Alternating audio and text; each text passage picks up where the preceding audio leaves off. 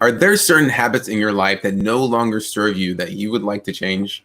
On today's show, we're going to be talking about changing habits. It's Awaken Your Spirit. Stay tuned.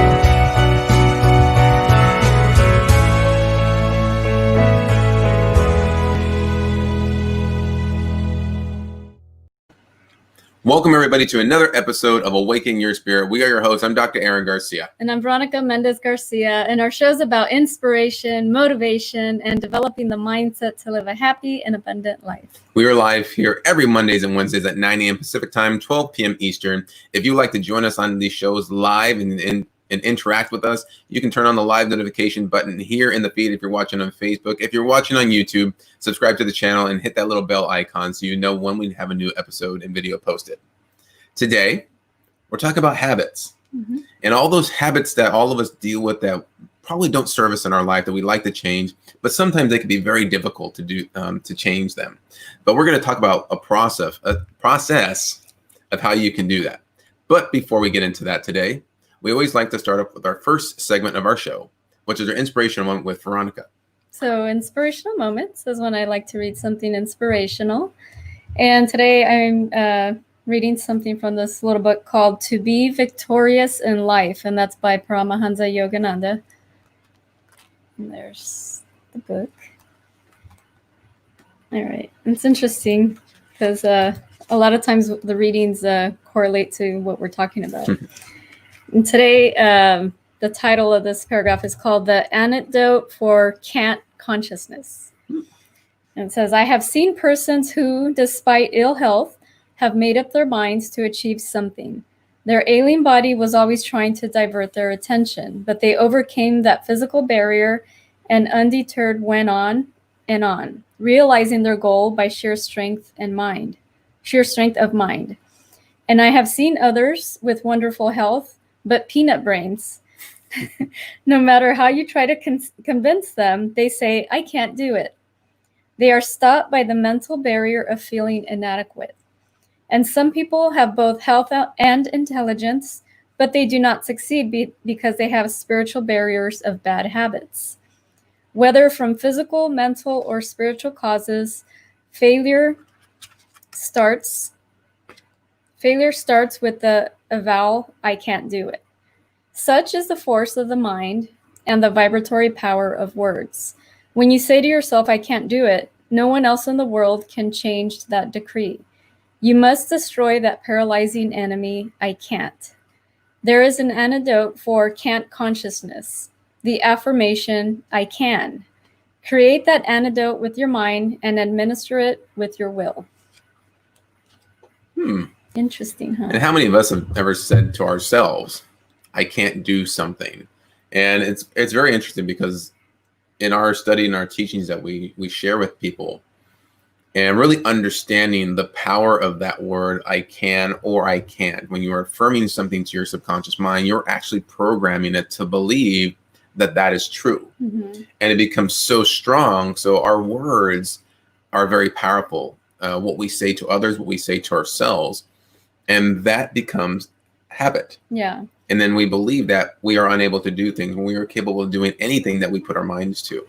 Yeah, so it's interesting because I do also custom cakes, and sometimes people have these ideas for a cake that, you know, when you look at it, it's like how am I going to do that? And a lot of times I don't know how I'm going to do it, but they'll ask me, can you do this? And I say, sure.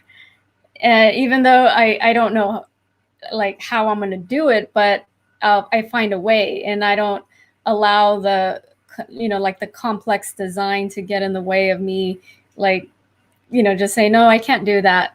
Like I'll find a way to do it. Yeah.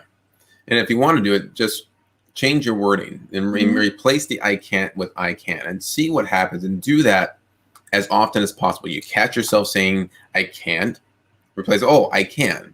And one thing that we will do is when someone wants us to do something or create something, there's a difference between I can't do something, or I choose not to. I choose not to. Because we can do almost anything if we decide we want to do that. It's just, do we really want to do it? Do we want to change that? Yes, I can change. I can do these things, but maybe repeat, well, I just choose not to.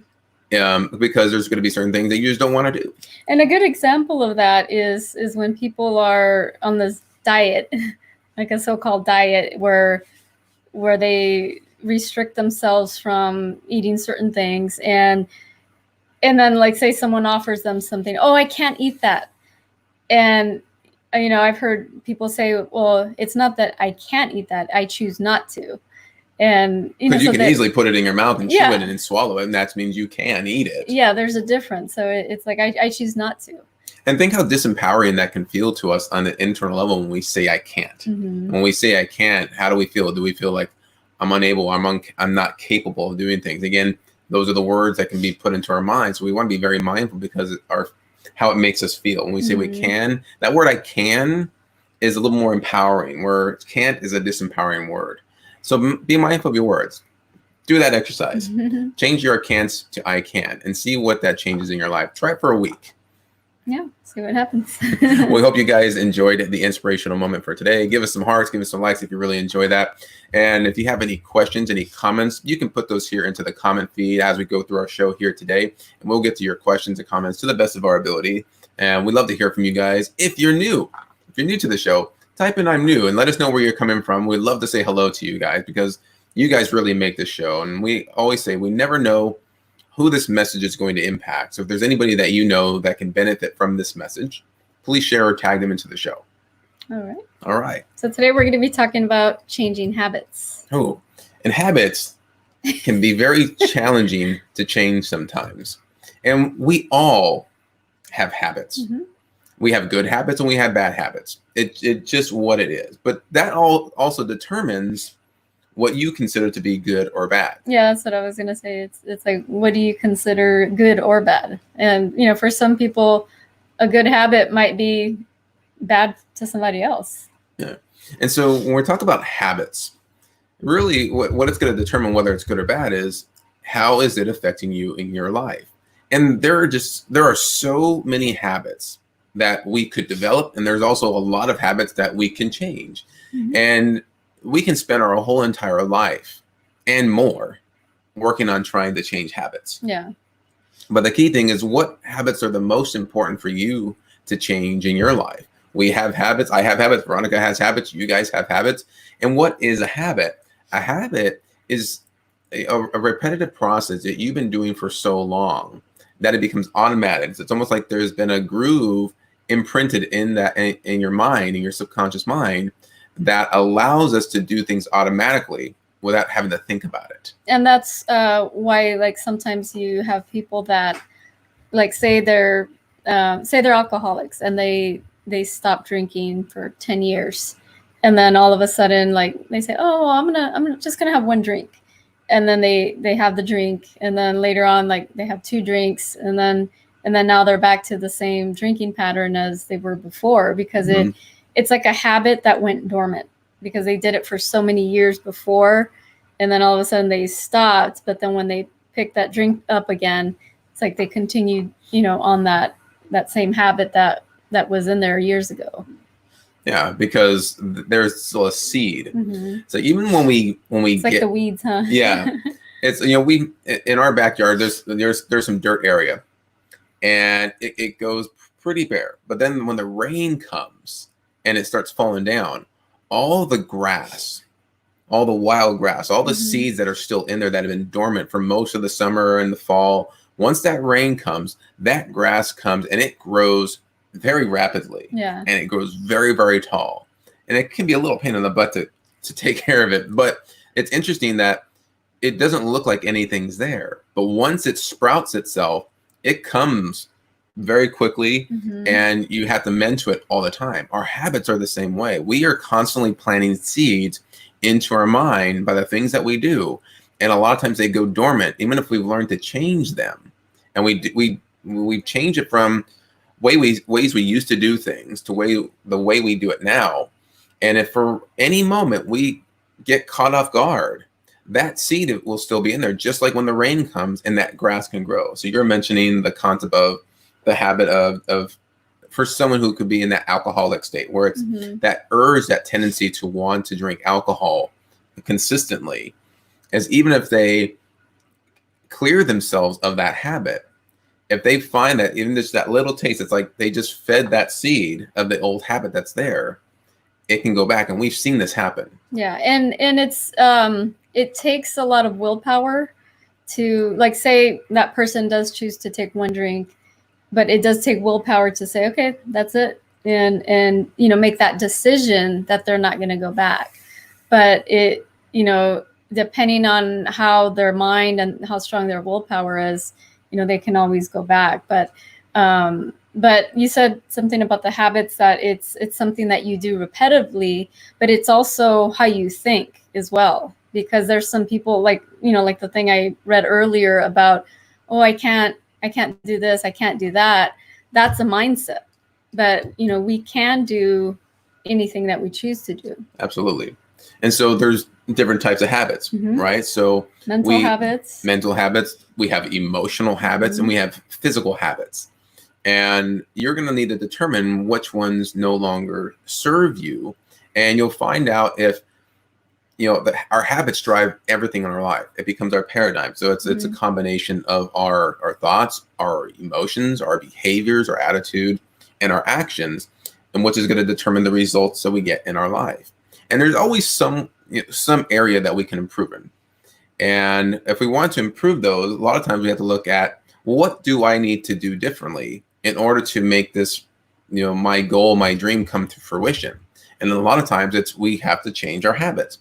Maybe I need to change my belief system. I need to change the way that I think, taking those can'ts to I can, and do that, you know, constantly until I automatically now say I can do this. I can do anything that I want. That becomes a habit.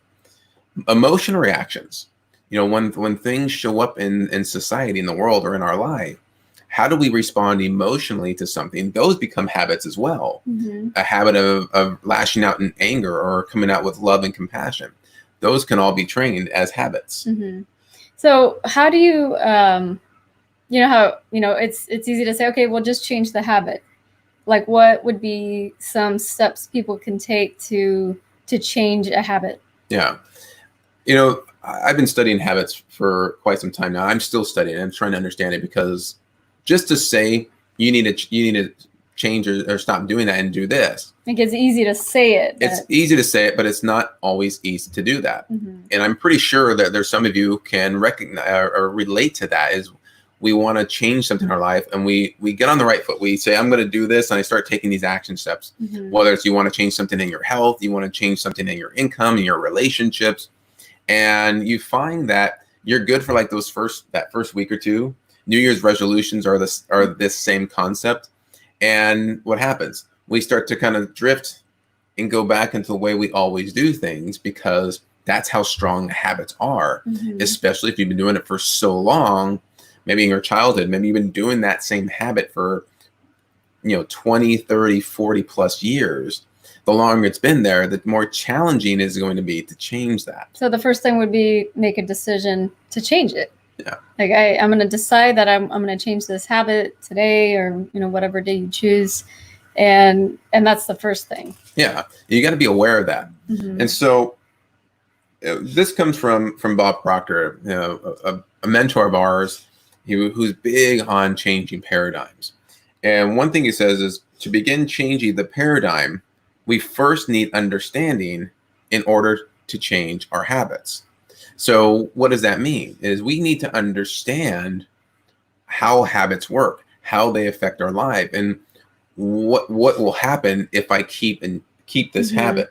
So we have to be aware that what we're doing isn't working, or can be very destructive for us in our life. It's like analyzing, okay, this habit does it serve me? Does it not?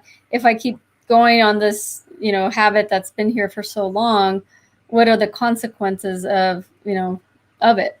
So I continue on this path, you know, what's going to happen like 5 years from now, 10 years from now. Yeah. And there's some that we are completely aware of that we would like to change them, and they become very difficult. But also, there are some things that we do that we are completely unaware of, because that's why we develop habits. They're there to help our mind not have to think of so many mental processes at once. So we do things habitually, so it's automatic. Just like driving your car. The first time you were learning how to drive, I learned how to drive in a stick shift. Me too. I think you did as well. Mhm. And to figure out all the different controls and just from the brake to the pedal to the clutch, and then move the gear shift at the same time, and then checking your mirrors, you got to put on your seatbelt, and then you got to focus on what's going on around you on the road. That's a lot of information to take in when you're first learning something. And the more you start to do it, you play with it, you start to get the hang of it, to eventually where I've seen people, they're driving, their hands aren't even on the steering wheel, they're on their phone, they're doing their makeup at the exact same time. I literally saw a gentleman, it was a very heavy set guy, we're just driving on the road, and he's driving in his car, and his stomach was pretty big, and he had his stomach like pinned up to the steering wheel, and he was just driving his car with his hands behind his head on the freeway and just allowing his stomach to drive. Like, so was he like moving? I don't even know how. Well, I guess if you're going straight, you don't. Yeah, I don't even know how he moved left and right. I don't know if he just like moved aside, but you see people that can do this very easily because it's automatic. And so when we're learning to change different habits, we have to do it constantly until it becomes that automatic process where you don't have to think about it so much more. And I think that's why people tend to fall off changing things in their life, because it takes a lot of mental energy in the beginning, and sometimes it'll be like, oh, this is too much. And so we want to go back to what's comfortable. Yeah. So a habit that a lot of us have is like cell phones. It's like we constantly take our phone everywhere we go, and it's like say you get in your car, you're going to go somewhere, and then you're like, where's my phone? I forgot my phone. And then it's like you have to go back and get it. But it's like a habit that a lot of us, because of the technology, like we've been ingrained to carry it with us all the time, everywhere we go, and to always have it on us. Yeah. And for some people, especially if you have kids and stuff like that, you want to have it on you to be able to answer their call if they need you for whatever reason. But that's a habit that that we developed because cell phones weren't there when we were little kids, but at least in our time. Yeah. So it's like a new habit that was developed. Yeah. I want to say hello to a couple of people. We have Stephen Smith is joining. He's joining us. I made it. Hello from downtown Sarasota, Florida, U.S. Awesome. Good morning, Stephen. Good morning. And I'd like to ask you guys, whether you're watching live now or you're watching the replay, what are some habits that you would like to change in your life? And what have been the challenging ones? Things that you've always wanted to do, but you find you start them and you find you go right back into your old way of doing things. And I've been there. I know you've been there, because we all have. We all share these experiences. But the first step is, when we want to change any habit, is we have to be aware that there's a habit that needs to be changed in the first place. Because we go in automatic mode and we don't pay attention. So being consciously aware of the things that we do, being aware of our behaviors and our habits, is one of the first keys we need to pay attention to in order to make change in our life. Yeah. I've tried, how you have the habit of brushing your teeth with the same hand. I just, out of trying to just change it just to see what it feels like, I started doing it with my left hand. And I did it for a while, just to see, like, can I do it? And so I did it for a while. And it, at first it feels weird, because it's like I've been doing it for so long with my right hand, and then to brush my teeth with my left, it's like a uncomfortable feeling. Like it almost feels like your teeth don't get that clean, but at least for me. But it's just interesting, like that change. Yeah. Like feels a little uncomfortable at the beginning, and then later it feels like normal. Yeah, and I've done a lot in just mental processes, not always just physical actions and things that I do, but we've changed a lot in just our habits of thought, how we view things around the world. I mean, we get to the concept now where if something triggers us, or at least for myself as an example, something triggers me in my life and I start to feel either frustrated or upset or sad about something, Before I could stay in that state for X amount of period of time. Sometimes I could dwell in it for a month, and I've seen other people do this as well. Where now, if I find I get triggered by something, the emotion can still be there, but understanding more and how to work with it, I get out of that state pretty rapidly, probably no more than a day, 2 days at the most, depending on what's going on. Yeah. But I find that because I've developed the habit of analyzing and really working through that the moment that it shows up, because I understand what can happen if I stay in that mode. And so that's a habit of emotion, habit of thinking, learning to look for the good in everything has been a habit that we've learned to develop within ourselves, because that also affects our mood and our attitude. Yeah, that's a great one, especially when trying to change like a mental habit of like maybe negativity. If you're always maybe pointing out negative things in others and maybe in yourself, it's like, let's switch that to always point out the good in everything. Yeah. And find the good in everything, even circumstances that you might not like in the moment. Like there's always something good that comes out, from all of it. And if there's somebody that annoys you, what's something good about them? Like, are they a great father, a great mother, whatever it is. And, just find something good about those around you, about yourself. And like, how many of us, we're hard on ourselves, or we point out, flaws or things that maybe we don't do right. And it's like, like you get frustrated with yourself, and then you start to tell yourself negative things. Yeah. Like, let's find the good in ourselves, find the good in others, and, just find the good in everything around you, and just see how things will change. And it's fascinating because, we study a lot of different people. One of them is Paramahansa Yogananda, who was a Swami in the Swami order. And I look at him, even look at some other monks like Thich Nhat Hanh, and like the Dalai Lama could be another one. And understanding like how did they just develop this sense of love for everything? It seems like nothing ever tends to like bother them. And like they always just feel calm, composed, and they move forward.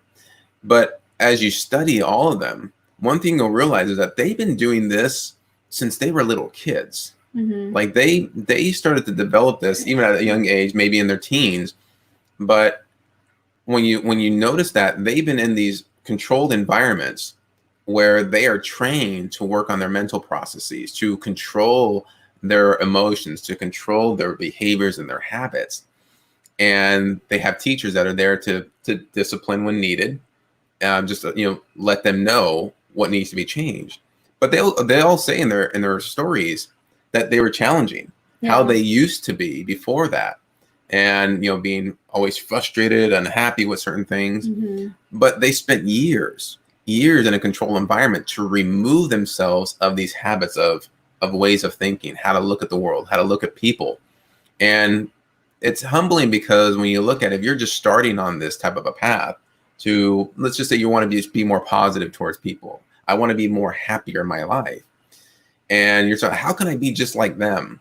Well, you need the years of training like they do, but they have the experience to teach you how to develop these, so we can learn from others if we want to learn how to develop these new habits. And I think, like for the monks, like to be removed from pretty much from society and like be in this, place and not have, I'm not sure what they do, as far as training, but like to go out into society afterwards. I think that's the challenging part, because it's like with everything that's out there, it's different from being like in an ashram or being, with all the other monks. Like when I was growing up, I got teased every single day at school when I was like elementary, and I didn't react out of anger. I didn't yell. I didn't do anything. I just sat there and allowed, people to say what they wanted to say, and I didn't react. And that's what they wanted. Like they wanted me to, because I was really shy and quiet. So it's like, oh, let's pick on the quiet one. And so I just learned to not say anything. And I just stayed to myself, and maybe hoping that they would just stop. And The next day, same thing, try to, tease me to make me, to get a reaction from me. And I don't know if part of that was the way I was brought up at home, was like, just being quiet because thinking I'm going to get in trouble. So it was interesting to be at school and kind of applying those same habits of keeping quiet, because what if I did react? Yeah. And what if I did like say something, or start yelling, or maybe, beat up a kid inside the classroom? That would be, that wouldn't be right. Like I would get in trouble. Yeah. There's a consequence to that. That's what we call karma, right? There's always an effect. When something gets caused, or there's a cause, and there's always gonna be effect. So if I do something, that's going to create an effect, good or bad. Yeah, it just is. That's what the law states. And it's interesting as you're talking about this, because there's a really good book, and it's called The Power of Habit, and it's written by Charles Duhigg. I believe I pronounced his last name right. And he did a lot of this research. He's a journalist, and on the research of habits, and it's a fascinating book. I highly recommend it for you guys if you're looking to really make these changes. And I highlighted a few things on when they're talking about how to really make these changes and why they show up. Is he identified that there's this thing called a habit loop, and so it's like that. It's that spiral, that circle that we always just kind of continue in this scenario. And the first part of the habit loop is called the cue. It's the trigger that tells your brain to go into automatic mode and which habit to use. Because we are always learning from experiences in the outside world, and we need habits. We need this process in order to tell us, what do we do in the future? What do we do in this situation? And a lot of times we need something to go off instinctively to make it fast, because there may be certain scenarios where we don't have time to think, especially in a life or death situation. So we need to be able to react without thinking first, because if we think too long, a lot of times that could be the difference between either life or death. Yeah. And so we have these mechanisms built into us instinctively. So the cue becomes the trigger. What's the cue? It could be a person walking by you. It could be a smell, anything like that invokes our senses. So I'll use your example. You mentioned kids teasing and bullying. So the cue could be, the kids are saying something to you, which is going to invoke a reaction. And so the second part of this habit loop is the routine. So once there's something that's been triggered within us, the routine is the physical, mental, or emotional action or reaction that we do. So what do we do? So someone teases us, we do something. We can fight back, we can say something, we can run away, we can stay quiet. So that's a reaction to that. And so that is the routine. This is what I do when this happens. And the last part of that habit loop is the reward. And so the reward is what helps your brain to figure out if the particular loop is worth remembering for the future. So we're always seeking some type of a pleasure response. We avoid pain and we seek pleasure, whatever that looks like. So in this scenario, I can see, the pleasure would be if you were to react and say something, or they would revoke a response out of you. Yeah. That could mean in your subconscious, and I don't know if I'm right about this, but it's an example. If she was to do something, then they can tease more, and that would make her feel much worse. No, because they did it anyway, whether I said something or not. Well, I didn't say anything, but they kept doing it. So as an example, like I said, I don't really know. Yeah. But it could be, well, maybe if I was to stop, they kept on. If I did something, maybe I would get in trouble. Whatever that is. And so we're avoiding the painful situation, and we're always assessing which one's more pleasurable, which one's more painful. None of them, they both may not be pleasant, but one is going to be better than the other. I think for me, I didn't want to get in trouble. Yeah. But then, the interesting thing is I never said anything to the teacher about it or anything. Like, I don't know why, but I did it. But there's probably a reason for that. Yeah. Maybe I don't want to be like a tattletale or something. I don't know. So let's go back to the other example of alcohol. The cue is, there's alcohol, or there's a stress response in our life. And I'm using the alcoholic as the example. There's different extremes to this. And so maybe there's a stressor that happens, and then the routine is I'm going to go grab a beer. I'm going to go grab a drink. Grab a drink to relax and things like that. And the reward is so I can relax. Yeah. They want to feel that relaxed feeling, so they constantly go to that, and that becomes a routine. So now that we understand how the habit loop works, we're always searching for a reward. Something gets triggered. We habitually do the same routine in order to receive the reward at the end. In that case would be to be able to relax. I get triggered, I feel stressed. I go grab a beer. I feel relaxed. Mm-hmm. Good. I get triggered again. I go grab a beer. I relax. And that loop continues. And now that becomes the habit, because that's the routine still there. So here's what they're saying is when you want to learn to change a habit, is that it's possible to learn and make unconscious choices without remembering anything about the lesson or decision making. So what they're saying is we would constantly do this without really remembering how we did it. So we might not even be aware of what the cue, the routine, and the reward is.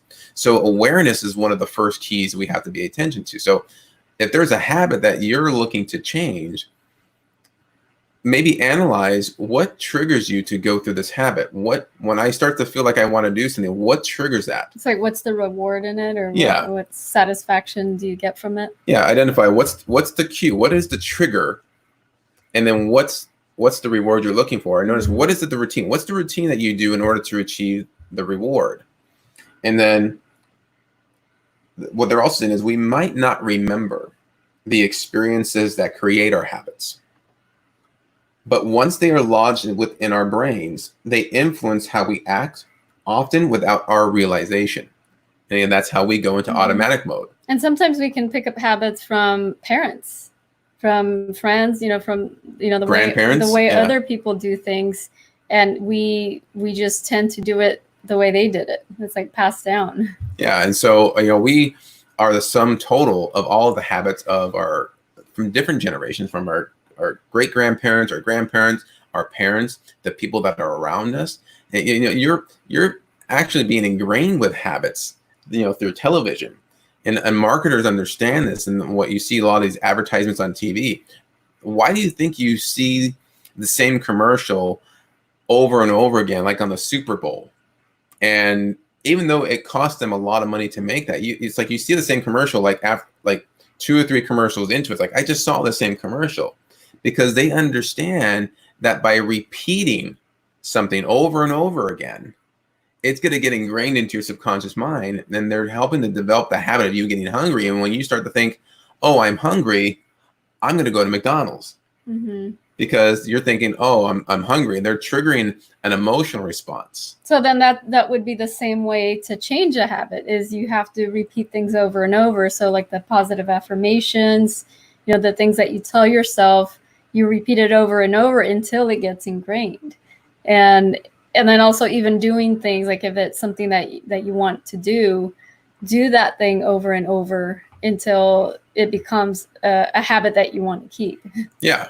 And so here's a process of going through that habit loop. And so here's what they're saying about changing habits is, first you want to find a cue. Find out what's the triggering mechanism, and define the reward. What is it that you're looking for? What's the satisfaction you're looking for at the end? Whether that's, if let's say it's the habit of, this is a habit of mine, I'm working on it, is hitting that snooze button when I wake up in the morning. You got to wake up at a certain time. I hit the alarm, and I might hit that snooze button 3 or 4 times, right? Yeah. I'm putting myself in this equation here. I said, why don't you just, if you're going to hit snooze 5 times or whatever, why don't you just set the alarm for later instead of like early and then hit the snooze? Then it's like more interrupted. My intention is to get up early a lot of time, but then I hit that snooze because what's the reward? Is the feeling of the relaxation of being in bed and maybe sleeping a little bit longer. But that's the purpose of hitting the snooze, if I'm aware of that. So again, now, but that's a great example. So thank you for bringing that up. And so the next thing you want to do is, habits emerge once there is a craving for the reward and once the cue is initiated. So now what they're saying is, in order to change the habit, is there's going to be the cue, and you're going to have the same reward. You're going to look for the same exact reward, whatever that is. Maybe you're looking to relax. Maybe you're looking to be more happy. Maybe if it's food, you're looking to feel satisfied and not be hungry. Is the thing that they're saying is the reward and the cue stay the same. You change the routine. What is something different that you can do that will be of a better benefit to you, that will give you the exact same reward? Now you're going to have to identify that for yourself in any situation. So an example I think they give in this book was a girl that always chewed her fingernails. You know, the nail biter, the nervous nail biting. And so they were trying to identify what triggers you to want to bite your nails all the time. Yeah. And I think they realized that, you know, she's in class in school and she gets bored. So the boredom was the cue. She's bored. I'm going to stimulate myself mentally. So she's biting her fingernails. I mean, to the point where it's like, you know, people, they bite it all the way to the end.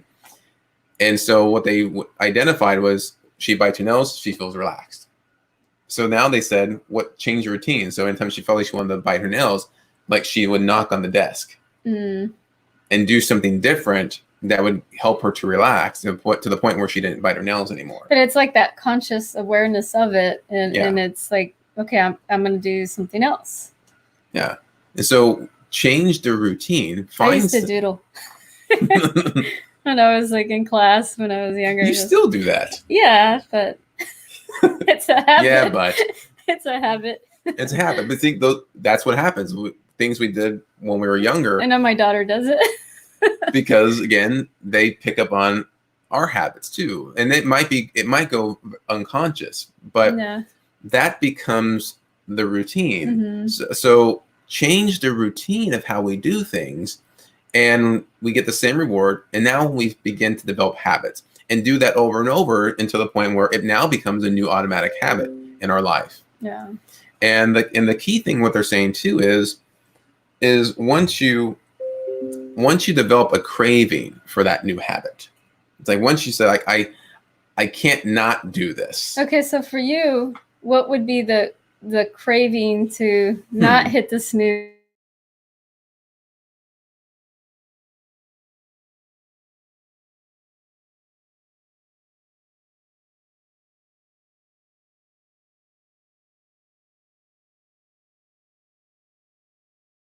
And to just get.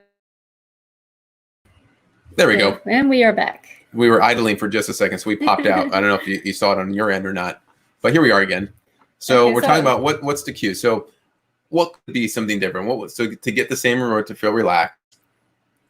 So if I want to feel relaxed, so I'm thinking here, well, part of that would be not going to bed so late, right? Yeah. If I want to feel refreshed and wake up in the morning, and then that would be make sure I'm getting enough sleep so I can get up. But then at the same time, it would be something that can to get me up, that would stimulate me. So yeah, I think that's what I mean more is like not, avoid hitting the snooze, to not necessarily to relax, but to make you want to get up. Yeah. So for me, like what I did this morning, I hit it once and then we got up. So here's what I did. Before I went to bed, I was in a really good mood. So we were talking earlier about changing your cans to your cans. And I was doing affirmations before I was going to bed. And, I'm able to do this. I'm doing all the positive things that I can see or want for myself. And then when I was lying in bed, rather than saying, oh, I want to sleep in, I'm a little more tired. That would be habit. I'm tired. I want to sleep. Is I'm getting up. I'm awake. I am alert. I am energetic right now. So what I did differently this morning was I talked to myself differently. Because when you're talking to yourself, you're affirming. When you say I am tired, you're telling that your subconscious mind, I'm tired, and you're going to feel tired. So what I did differently was I am awake. I'm energetic. I started doing gratefulness. Then what I started to notice was my energy started to pick up.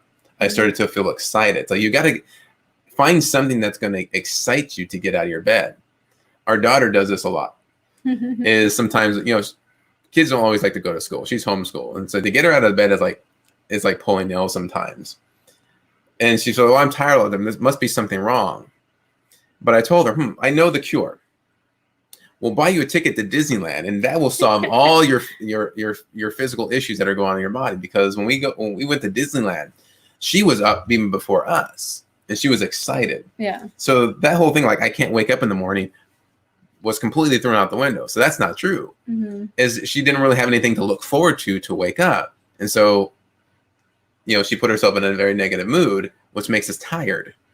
So what can you do to excite you if you want to wake up earlier? Find something that's going to excite you. Talk to yourself differently. Yeah. It's all about what we say to ourselves. And I think those positive affirmations is a great one to just start off with that and do it before bed when you wake up. If it's in the form of prayer, I do that in the morning when I wake up is, I pray, thanking God, the universe for being alive, for being awake. And I start my day off like that. And then I get up and, it's depending on what we have going on for the day. But it's if I want to sleep in and if I know we're going to bed late, I know I'm going to want to hit the snooze. So I'll just set the alarm a little later. That way I can sleep, extra 15, 30 minutes versus like being chopped up in the snooze. At least that's my strategy. So we're going through the process of changing our habits. So again, first you want to identify what cues the habit to begin in the first place. Identify the routine that you do. What is it that you do when that happens? Again, is it a thought process? Is it an emotional response that you go through? Is it a physical thing that you do? You want to identify that and then look at what's the reward? What is it that I'm looking to achieve after I do all this? Am I looking to feel more happy? Am I looking to avoid something?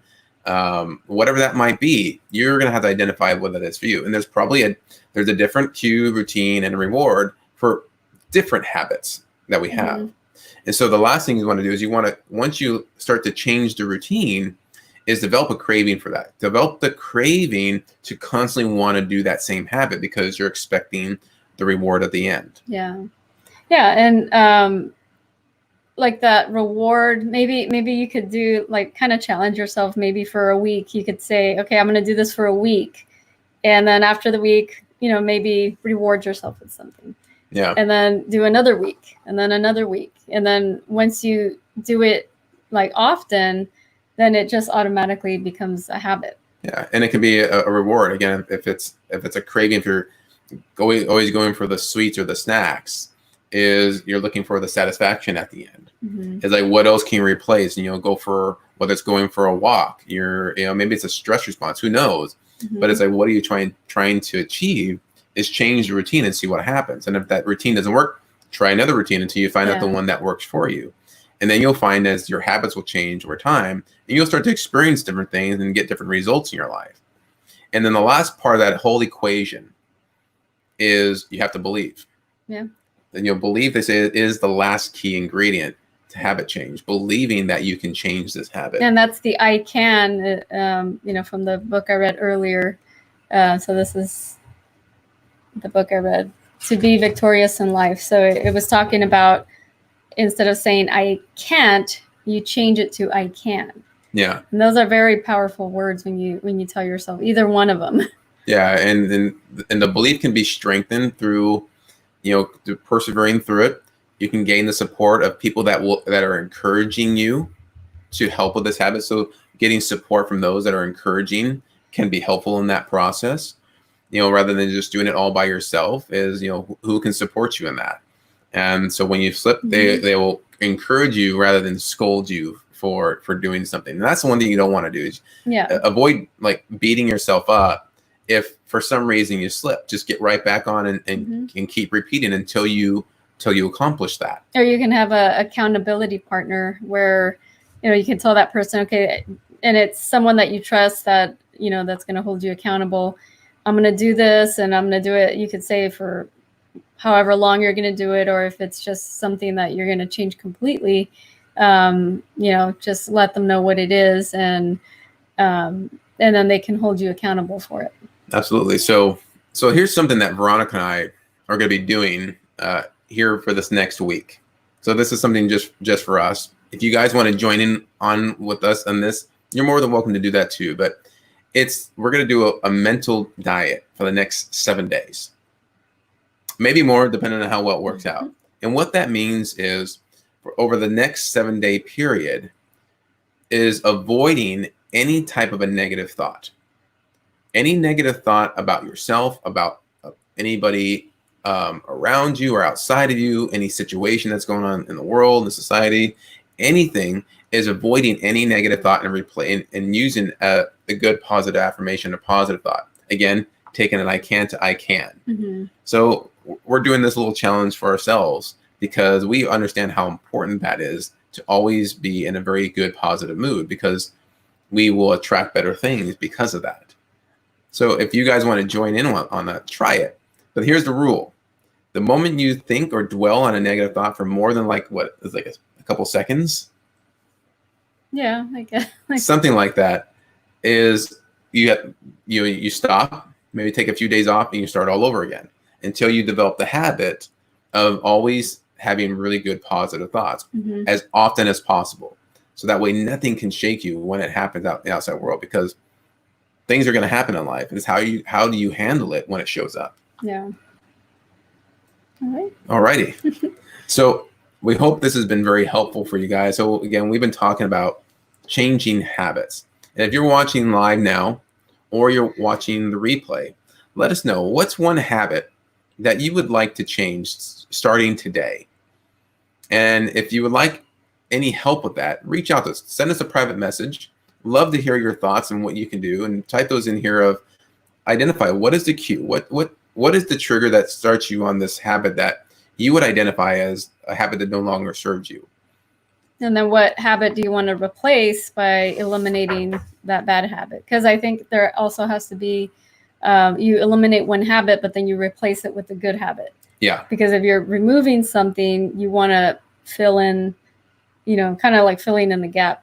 So it's hence changing the routine. Changing the routine with something better that's going to help you. Yeah. So you want to replace it, because if you don't replace it with a good habit, you're just going to pick up another bad habit, because you're looking for the same reward. It's from that person who stops drinking and they go to cigarettes or something else that's going to give the same stimulation. So find something that's going to be more beneficial to you and repeatedly do that as until you create a new groove within that subconscious mind that solidifies that new habit. Yeah. Yeah. And here's another thing too, is your environment also is a big key to all of this. That's very important, environment. Yeah, because if you're in an environment that encourages certain habits that don't serve you, especially if you're just starting to wanting to change, your environment is to be a lot stronger than your willpower. And that comes straight from Paramahansa Yogananda, is that when you're learning to change any habit, is you have to change your environment. Yeah, because like say you're trying to stop drinking, but then you keep going to the bars to hang out with your friends if that's where they are, and then what are they doing? What does everyone do when they go to a bar? Most people drink. Yeah. So if that's something you want to stop, it's like you're gonna have to stop going to the bar. And it might even avoid people that want to offer you alcohol or anything like that. Sometimes social gatherings that encourage that, is you might say, I'm going to do this today, and you're strong-willed until you get into that environment, and then that will start to take over, because your habit will start to run its automatic mode. And so there was another whole book on this. So it says, the title of it is Willpower Doesn't Work. It's not to say that willpower doesn't work. What they're saying is your environment is stronger than your willpower. So when you're learning, you're trying to change something at the beginning, is put yourself in a better environment to help you until you're strong enough to be able to handle all environments. One time, this was years ago, I was doing a cleanse, and I wasn't eating anything really, just I think it was just veggies and maybe a little bit of fruit. And my sister, and at the time her boyfriend, wanted me to go with them to, I think it was Outback.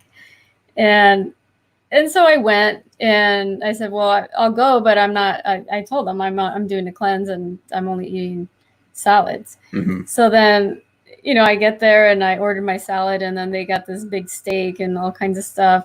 And then after their meal, they ordered this big brownie with ice cream on top.